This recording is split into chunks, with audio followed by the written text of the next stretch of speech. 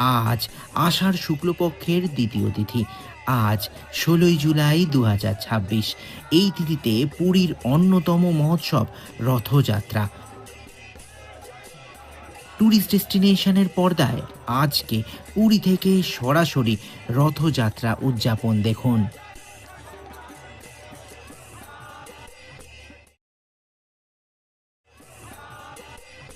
স্কন্দপুরাণ, নারদ পুরাণ, পদ্মপুরাণ ও ব্রহ্মপুরাণে রথযাত্রার উল্লেখ রয়েছে। জ্যৈষ্ঠ মাসের পূর্ণিমা তিথিতে জগন্নাথ দেবকে স্নান করানো হয়। তারপর তিনি অসুস্থ হয়ে পড়েন।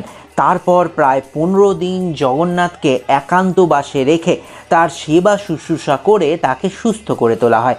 আষাঢ় মাসের শুক্ল দ্বিতীয়া তিথিতে জগন্নাথ দেব সুস্থ হয়ে একান্তবাস সমাপ্ত করেন এবং সকলকে দর্শন দেন।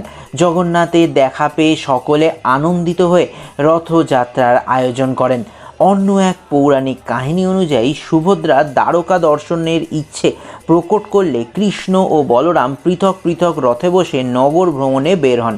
মনে করা হয় এরপর থেকেই প্রতি বছর রথযাত্রা আয়োজিত হয়ে চলেছে।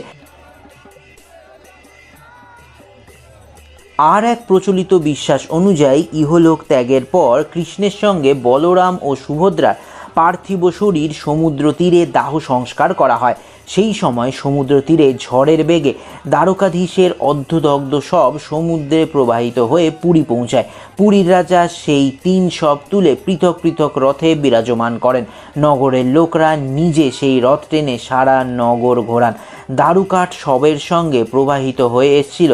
সেই কাঠ দিয়ে বাক্স তৈরি করে তাতে সব রেখে ভূমিতে সমর্পিত করে দেওয়া হয়। চারণ পুস্তক অনুযায়ী এরপর থেকেই প্রতি বছর রথযাত্রা পালিত হতে শুরু হয়।